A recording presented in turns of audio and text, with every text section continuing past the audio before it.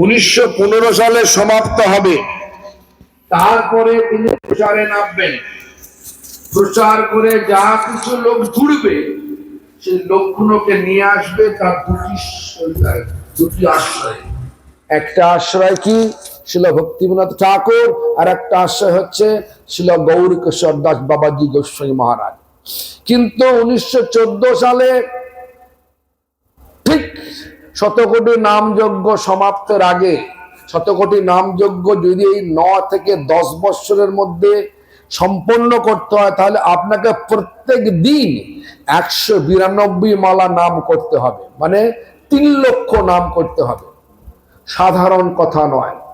আমরা 16 মালা কি 32 মালা কিংবা 48 মালা কিংবা 64 মালা করতে গিয়ে মাথার ঘাম পায়ে পড়ে যায় নাকি? কিন্তু শিল প্রভুপাদ এই 10 বৎসরে প্রত্যহ মানে প্রত্যেক দিন 192 মালা নাম করে 10 বৎসরের মধ্যে এই 100 কোটি নাম সম্পন্ন করেই তিনি প্রচারে নামবেন।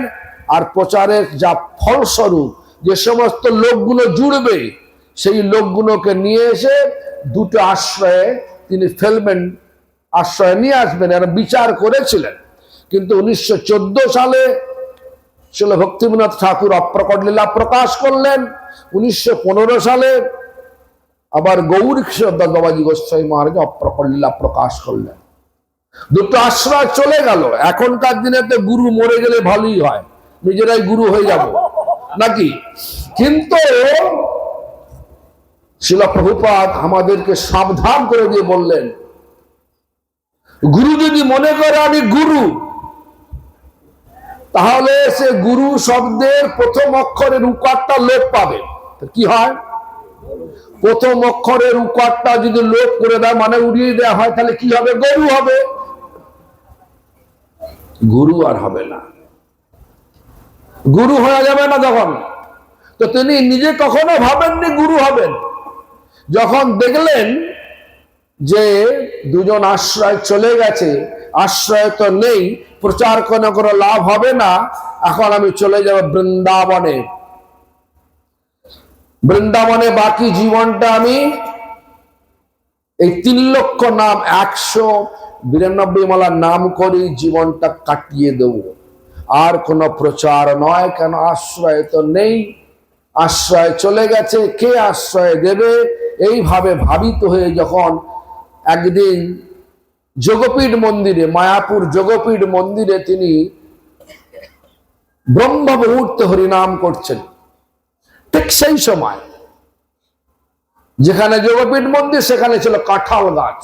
কাঁঠাল গাছের থেকে একটা জ্যোতি নেমে এসে শিল প্রভুপাদের কাছে পড়লেন। শিল প্রভুপাদ বসছিলেন ভক্তিবিনোদ ঠাকুরের ভজন কুটির, তার বারান্দায় বসে বসে হরিনাম করছেন ব্রহ্ম মুহূর্তে। আর যেই মুহূর্তে জ্যোতি এসে পড়ল, চোখ চাইতেই দেখলেন পঞ্চতত্ত্ব, সরগোস্বামী, শিল ভক্তিবিনোদ ঠাকুর, শিল গৌরকিশোর দাস বাবাজি, সব তার চোখের গ্লান্সের মধ্যে, মানে চোখের দৃষ্টিভঙ্গিতে এসে গেল। আর সকলে এক বাক্যে বলতে লাগলেন।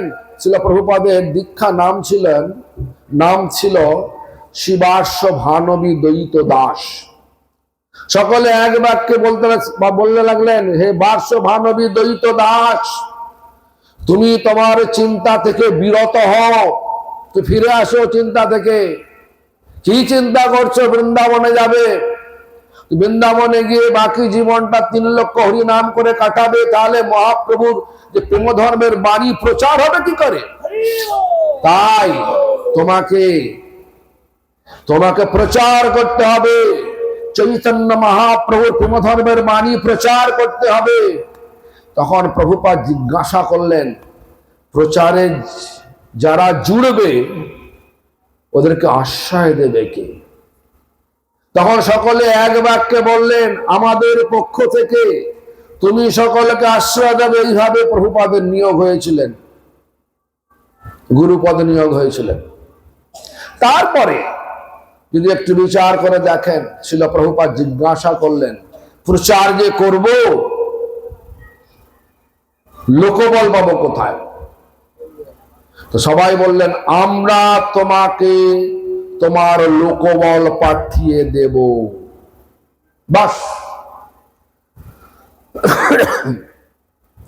তারপরে পরপর পরপর পরপর আসতে লাগলেন সব। আমাদের গুরুবর্গগণ আসতে লাগলেন। সেজন্য আমাদের গুরুবর্গগণ সাধারণ নয়, এরা সবাই চৈতন্য মহাপ্রভুর দিব্য পার্ষদ। কেন বলছি পার্ষদ?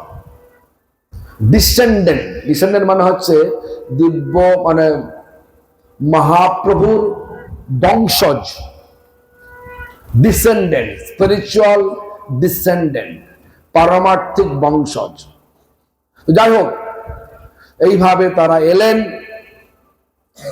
আর শ্রীল প্রভুপাদের যে প্রচার মিশনকে খুব অল্প সময়ের মধ্যে, যখন ব্রিটিশ ভারতকে শাসন করতেন, ঠিক সেই সময় কালে শ্রীল প্রভুপাদ মিশন শুরু করলেন।